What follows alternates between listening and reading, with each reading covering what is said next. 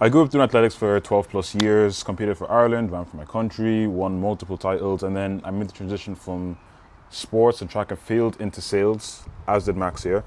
And in this video, we're going to speak about that transition from sports into sales and why I feel like athletes will always excel. I guess, what was your journey like? What was your transition like? Yeah, for me, it's not as high level as you, where I competed for my country and stuff like that. I've always been involved in sports. Spent a lot of time playing football, not at a high level at all when I was younger, although just got into boxing when I was about 14, 15. And for me, the transition from boxing into sales is very, very similar. Yeah. And I've seen so many comparisons between fighting and sales. Doesn't necessarily have to be boxing, but the concept of fighting, sports, and then getting into sales from that, very, very similar in my What do you think it has been? In what way? What do you mean? Like in terms of, I was even going to say it to you yesterday, I feel like it's funny, when you box, I see like a different side of you. Yeah. Yeah, I see like a different side of you. It's good though, it's like it's natural, you're just being yourself. Yeah. But how do you think those traits like carry over in terms of your personality? Yeah, so for me, when it comes to, let's say, boxing, right? If you're sparring with people a lot better than you, Yeah. you're going to become better. Yeah. Same with entrepreneurship. You're going to be surrounded by people who are better than you. At sales, people who are making more money than you, people who are bigger mindset than you, Yeah. that levels you up further. And also, when it comes to me coaching people in boxing, like you seen yesterday, like I like doing that because it helps me understand it better. And it's the same when it comes to sales as well. Like since I've started doing a bit of coaching, when it comes to sales, I don't do a great deal of coaching, but I know me helping people who are below me, starting off, that helps me level myself up further as well. It's an interesting one, yeah. And another one, when it comes to sparring as well, it's like role players. It's like, I've noticed from sparring, I know that a fight is not the same. Yeah. But you need to do the role plays before you need to do the sparring before you have a fight. You have to make the mistakes almost. Yeah, you have to, and that's where you learn. You do the role plays, but then don't get caught in the trap of just staying sparring, staying doing role plays. You want to get yourself in the ring, get 100%. On the sales call. Yeah. And I compare it all the time, like little things like that. Yeah. Because a lot of people will say, oh yeah, like getting the role plays, but I know myself from sparring. I used to think I was the man in sparring. Really? Yeah, like I used to like let's say go through a lot of people in sparring thinking, fucking hell, I'm class. And then when it comes to Friday night, it's a completely different ball game. It's a different game. It's a completely different game. It's like in athletics as well, like a sprint race is 10 seconds, 11 seconds. 10 if you're good, right? A warm-up is like an hour and a half. Like you're spending 90 minutes. And to some people, like even that is alien. Like why would you spend so much time preparing? I did that for years, so I just thought that was normal. But then I almost like pulled out. It was like, it's that saying, if you have an hour to cut a tree, spend 90% of the time like sharpening the axe. I feel like so much people get into sales nowadays and they've done like a little bit and they expect a massive outcome without like putting the work in. Yeah, 100%. And it's the exact same with boxing as well. Like you have a fight, like in amateur boxing anyway, which is what I did. I never had a box at a higher level really. I only had 5. So when it comes to boxing, it's very similar. Like you train for weeks and weeks and weeks for that one night. And in amateur boxing, it's like 3 2-minute rounds or 3 threes. What was your mindset when you were a boxer? So completely different. Really? So like I talk about it a lot now. If I boxed now, I do have full belief I could go to a seriously high level. Whereas because when I used to box, I was a different guy. Yeah. I was a partier who used to do a bit of boxing as a hobby. And I was fairly good at it. I was good. Like first 2 fights, 1 stoppages. Had 5 fights, won 3, lost 2. Boxing regional championships. Not necessarily at the highest level, but I could fight. Yeah. But I didn't have the mindset that I do now. I took a lot of things that I learned from boxing, but then also I know a lot from what I've learned from sales I could take back into boxing now. It goes both ways. So it goes both ways. Like if you've done sales, you can use that belief and that mindset that you've got around sales and the way that you found success of that to get into fighting, to get into a fighting sport. Yeah. And I know if I went back into boxing now, I don't want to be those guys. Yeah, if I don't want to be one of those guys who says, yeah, if I got back into boxing, I'd be a world champion, or if it wasn't for the old knee, if it wasn't for the old knee injury, I'd be pro. But I am blaming the knee injury for the fact that I haven't boxed again this year. But do you think it almost? I mean, you're saying there, like you've gone to make like 14, 15K a month now. Do you think you're almost grateful that happened? Grateful what happened? The knee injury. Oh, the knee injury's the second best thing that's ever happened to me. There's one other thing which is a lot of people would say is the worst, but it's the best thing that's ever happened to us. And then that knee injury. Knee injury wasn't necessarily like an emotional thing. Like sometimes people have things happen. Like I've had things happen where it's like, yeah, fuck, like that's a big turning point in my life, and a lot of people could go down one or two ways from that. But with the knee injury, it was just one of those. It was like I was playing football at the time. I was just on autopilot, really, just playing Sunday league football, playing a bit six-a-side, and then knee injury happened. And I always used to think, well, not always, but across the last year or so, I was always thinking, like, in what ways can I find something good out of something bad? And with that, I knew, right, I'm going to be off work for 2 months. I'd never really thought about getting into sales. Mason, my best pal, was doing it at the time, and I was like, bro, get me on. I didn't have a clue what it was. I just invested straight away. I didn't even get on a sales call or anything like that. Yeah. And life's changed from there, so it's... Did you piff straight away? Yeah. Really? I didn't get on a sales call, went to Mason's house. He phoned Jack. He said, yeah, like, it's this, you're paying that. I was like, fine, I'll just pay it. You just trusted Mason. Yeah, I only had 4K in my bank, but I put 4K down and then sold Piffed the off rest the of rip. it. Yeah. That's good. Mine was the same. Bro, my identity was so, like, I wouldn't do anything that wasn't in line with, like, being an athlete. Even, like, eating junk food and shit like that. Like, I used to be, like, I'd frown at people. I'd be like, oh, da. Yeah. And then, because the training group I was in, like, it was a high enough level training group. Like, there was, like, Olympians that would drop in, people, like, chasing times, world championship, things like that. So, like, it was a serious group. But it's that whole identity thing, like, you almost felt like an outcast if you did certain things, that type of way. Like, if you weren't doing your recovery, if you weren't, like, it was almost frowned upon. So I think I very much clung on to that. And then when sales came, like, I'd be saying, oh, I have to go to training late, I have this team meeting, things like that. Yeah. And to one person, it's like, oh, you're making money, but to an athlete or someone in that life, they were just like, he's not fully locked in, almost type of a thing. What was that like for you, though? Do you know how you went from... You done like really well when it come. You raced for your country. Like it wasn't like me. I was just a partier who did a bit of boxing, and I found decent success with it. Although for you, like you did well with that. So what was it like for you to go from doing really well with one thing to then making a transition into something else? Yeah, it was weird, bro. It was weird. I got injured. That's what helped me because I think my body was under a lot of stress. I started off setting. I was staying up to like 5 a.m. And then I'd be getting up in the morning for a morning training session, coming home, recovering, going to the gym. So my body was just getting it from all angles. So I got injured. And I'd had a really good winter. And I didn't end up competing because my body just kept going through things. Yeah. Then broke up with my ex at the time as well. So I just had a load of coincidences that made me focus on sales, but nothing's a coincidence. We both know that. So nah. Do you know when it comes to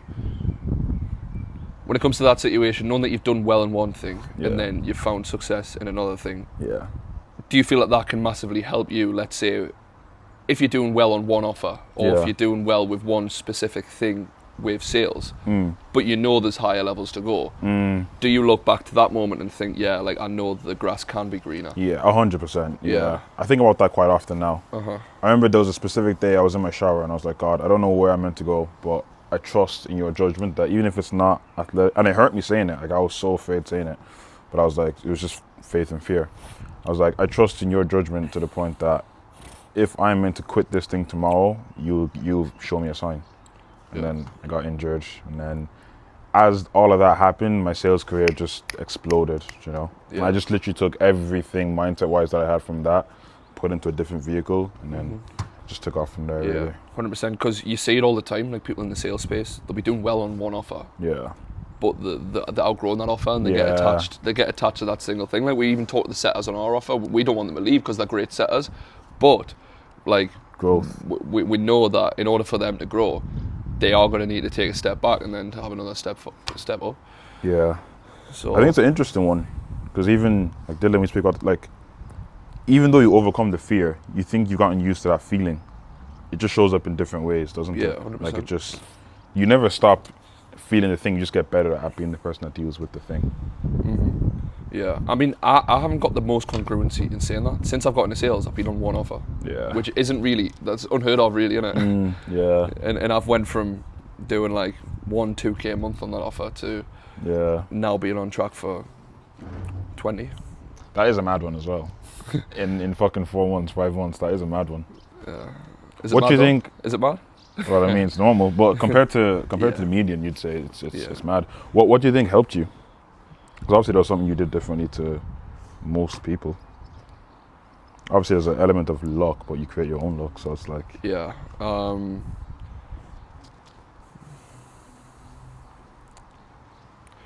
I would say, it sounds like cliche, but just staying consistent. Yeah. Like, I knew I was going to make things work, and a lot to do with what helped me, in my opinion, is coming here. Really? Yeah. Fair. So, bear in mind, before Christmas, I'd never done more than like 2-3K a month. Yeah. And then I flew out here with Dylan for New Year. And then at New Year, like I didn't really have a great deal of money behind us. I sold my car to come out here, but I had full conviction. Yeah, in December I sold my car, and I was like, yeah, I've got full conviction that I'm going to make this work. Yeah. So I flew out here, knew I was staying here for like a month or two, and I knew I was going to make things work. And then that month I did 15K.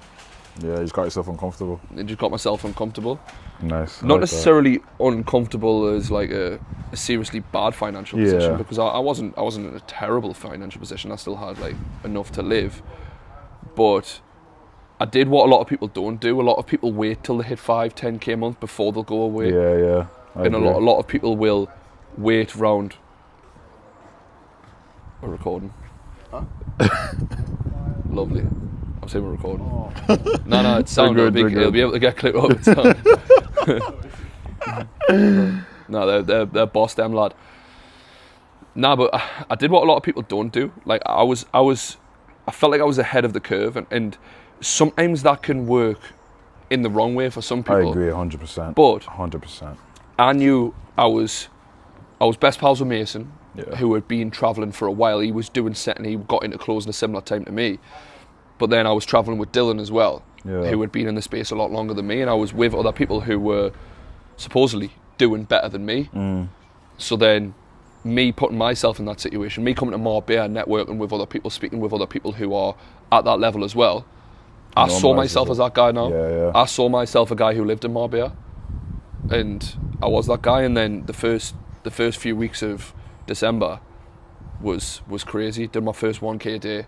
Yeah. Did just and then that 1K a day was just like, yeah, this is proof of concept. Yeah, confirmation. Yeah.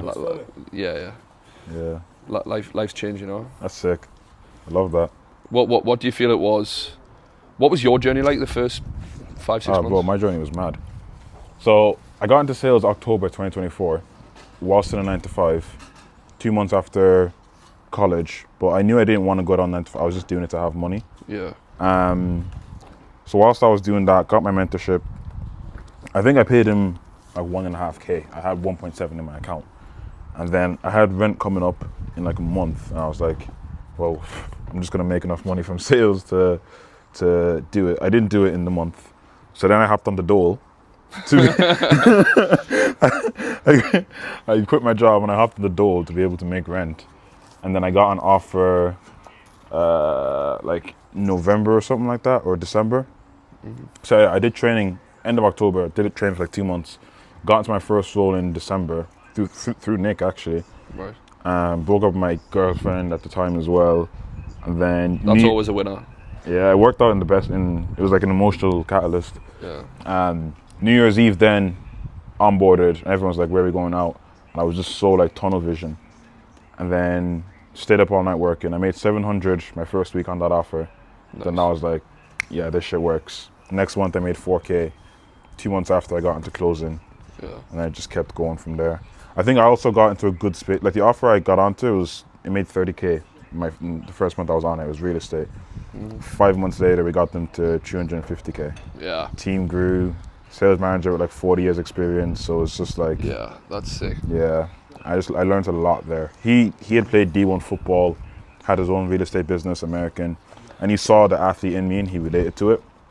So he kind of like took me under his wing. Yeah. And then just taught me everything. That's one thing that you can definitely compare like sports athletes to sales. Like for our team, for example, we're all a team. Yeah. Everyone's trying to win. Because it's just a winning mentality. That's all sales is. It's a winning mentality. Yeah. Like everyone, not everyone, but to find success, you want to have that winning mentality because it's just such a transition from, let's say, 9 to 5. You're going to work, you're getting paid roughly the same every week, every month. Yeah. Whereas with sales, you've got to be a winner. You have to. If you're not a winner, you're not getting paid. Yeah, it's performance based. Like this week, I don't shy away from bad results. This week, I've had a poorer week in terms of sales, and it's because my mindset was in other places. Yeah. But the week before, I had my best week yet. It was like 3 times my old monthly wage, which it's not mad, it's normal, but it's mad in comparison to where I used to be. But the team morale and having a good team to, like, for example, we're on track for 250K on this offer this month. Yeah. When I was on the offer in December, we did 20K. Yeah. Like, and no one, like, it's just normal for everyone. Like, everyone's just like, yeah. Well, and we know when we hit 250K, we're going to go 350. We know we're going to go 500. Yeah. And we're going to Vegas. We're going to Vegas. On a team trip to see Conor. Like, I think that's the thing. Like, in a 9 to 5, no one's going to care enough to be like, unless they want to lick the boss's ass, like, no one cares. But all of us, it's like, it's almost that competition. Externally, everyone wants to be the best, but also internally, you want to keep leveling up. It's like, I hit a 1K day, 2K day, 3K day. Okay, it's normal now. Where else can I get to? Yeah. I think that's like the athlete's edge that you don't get in like a 9 to 5. No, 100%. Yeah. That was the thing for me. Like, I know when I hit my 1K day, I was buzzing. It was like, I know sometimes we say like we shouldn't be happy when we win, we shouldn't be sad when we lose, but it's still good to celebrate the wins. We want to celebrate the wins. There's no point in getting the wins if we don't celebrate them to some extent. But yeah, I mean, that's the thing with sales. Like team trips to Vegas. I mean, it's not going to be like that on every offer, but like team trip to Miami, team trip to Vegas for a Conor McGregor fight. And yeah, a lot of people might not agree with everything Conor McGregor says these days, but what got him to where he is, obviously not the past few years. He's not necessarily had that winning mentality across the last few years, in my opinion. But you know, like even he drops like the similar mindset source to what we say. Like he used to do that. Yeah, conviction. Like he just had that full belief. Like he came from, let's say, nothing to that higher level. Yeah. And it's great to see. Special. What's next for you? What's next for me is I'm going to do a 30K a month from closing before I'm going to do consistent 20K a month, get to a 30K a month from closing. I know I can do that on this offer though. Yeah. Like I've got proof of concept, like I've easily done 2.5K days. Yeah. Like as long as my performance is where it is, I know I can do 20-30K a month on this offer. Easily. So, and that's such a big thing. We don't want to internalize too much where we're staying on a shit offer, but this offer is fucking brilliant. Yeah. This offer's great. No, it is. And 20%. I know I've got very, very good on this offer, so I know I can get to the next level on this offer 100%. As well. And then after that, the plan is to make a transition into it. I haven't got a specific plan. I've got the why. I've got the long-term goal. The plan is to either get into sales management or start my own offer, depending on what I feel works best at that moment. But me and Mason have spoke about the fact that we'll do our own thing. Sick. Because we were best pals for years. Yeah. And then we were bums together, and then rags to riches. Yeah, then we ended up winning together. So, if you are an athlete watching this, or maybe you're someone in a 9 to 5, you see the way we and Max speak, and maybe it's like, oh my God, this is crazy, X, Y, and Z, and you want to see I guess if it's for you yourself, it's going to be a link below in the description, both of our Instagrams. You can have a look at what we do. And if you do want to book a chat and actually like see the stuff for yourself, it'll be down below. All is here to help. And yeah, appreciate it, bro.